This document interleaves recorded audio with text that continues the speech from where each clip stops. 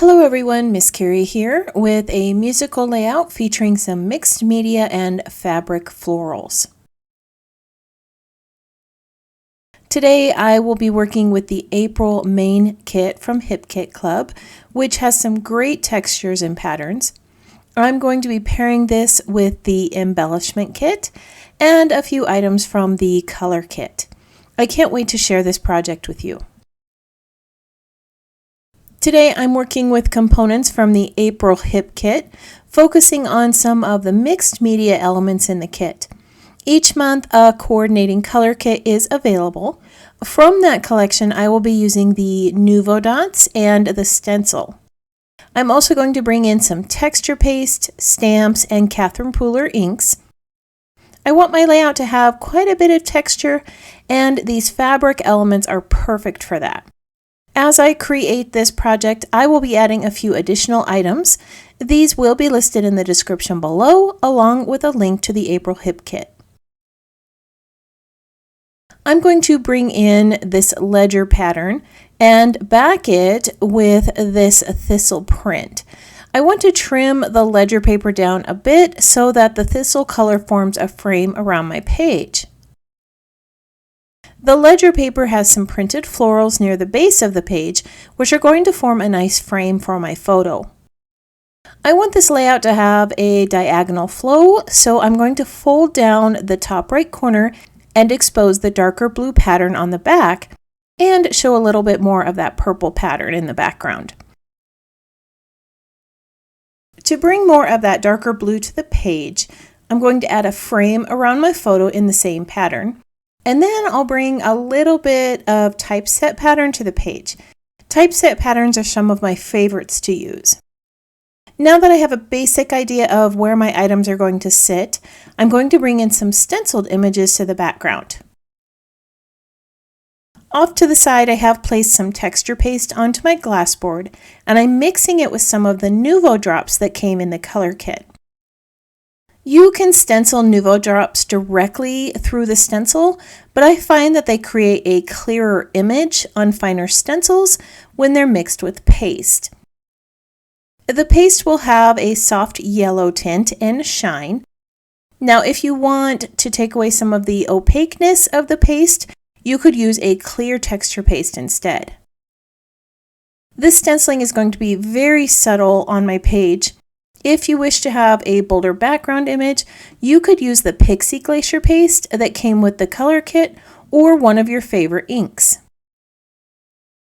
I'm adding some of these floral images around where my photo is going to sit and under that folded corner. The soft yellow color is a lovely complement to the purple hues, and the florals break up some of that ledger pattern in the background. When creating a project that requires paste, it's always a good idea to store the leftover paste in a small container. This way you can add more paste to your project later on without worrying about color matching. As my texture paste dries, I'm going to work on some floral pieces for my page. I'm using the Floral Cluster stamp set to make some images on patterned paper. This is going to add a unique touch to my page.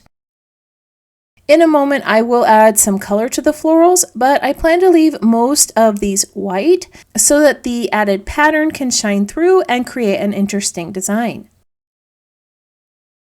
This floral cluster also has a set of layering stencils that you can use to fill in the florals. I'm going to use a few of the Catherine Pooler inks and add just a small amount of color on a few of the floral pieces.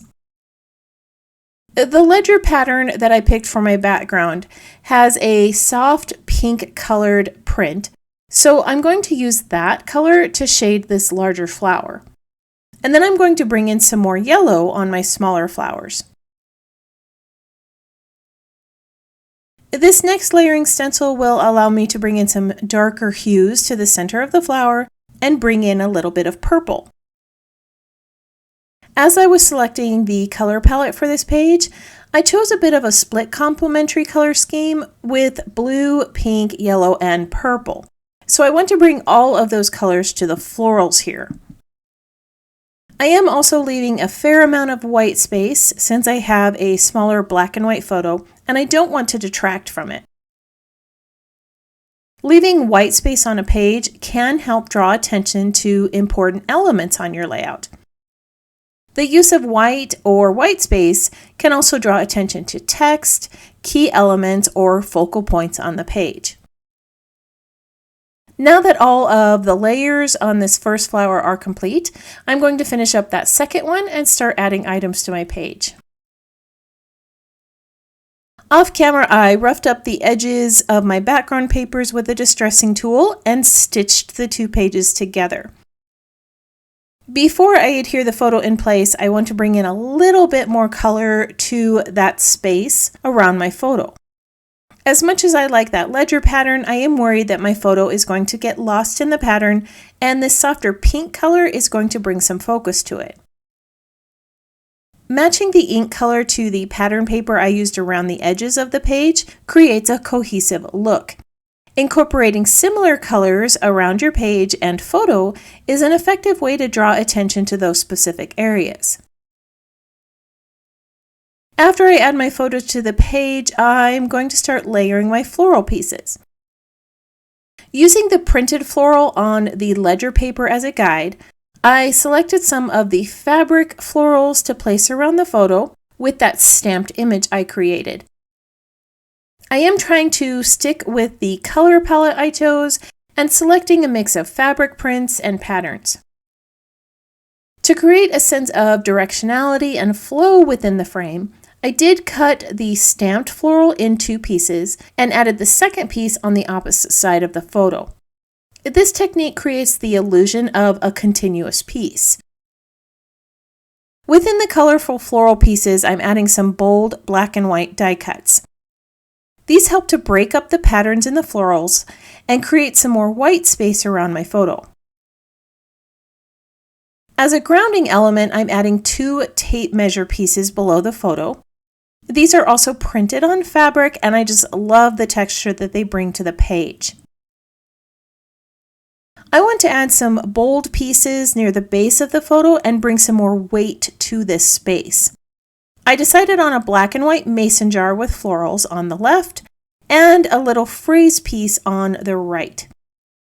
The phrase has a yellow print that says, "This makes my heart happy." Below it, I'm going to add another phrase in pink that says, "Living life to the fullest."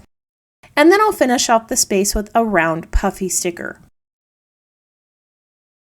At the top of the layout, I'm going to repeat some of the floral patterns and colors. I'm bringing in a second stamped image and some more fabric florals. While I finish adding these to the page, I would love it if you tap that subscribe button and let me know that you're new here. If you are already a subscriber, let me know that you're enjoying today's project by tapping that thumbs up icon or leaving a comment below. I always love knowing which technique you're going to try next. I am going to finish this space off with a black and white butterfly and a round die cut that says, "Good things take time," which I think is a great phrase for someone learning to play the piano. This area also needs a horizontal element, so I'm going to bring over some of the puffy sticker phrases. I often hold the stickers over my project to see which one fits best before I decide on the one I want to use. I feel like yellow is a good choice for this space, so I'm going to use the one that says, "Express yourself through art." I'm also going to bring in a few more of those fabric tape measures up to this space in white and pink. I'll finish adding these to the page, and then I'll share the completed layout with you. Off camera, I added some finishing touches.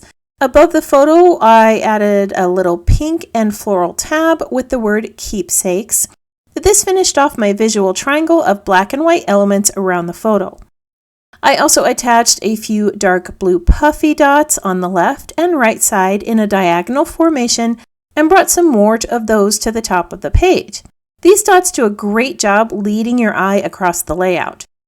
I finished off this upper space with another puffy sticker and some twine. The blue strip on the ledger paper was feeling a bit unfinished, so I attached some white twine under my flowers and wrapped it to the back. It was an easy way to finish off the top of the layout and bring in some more texture.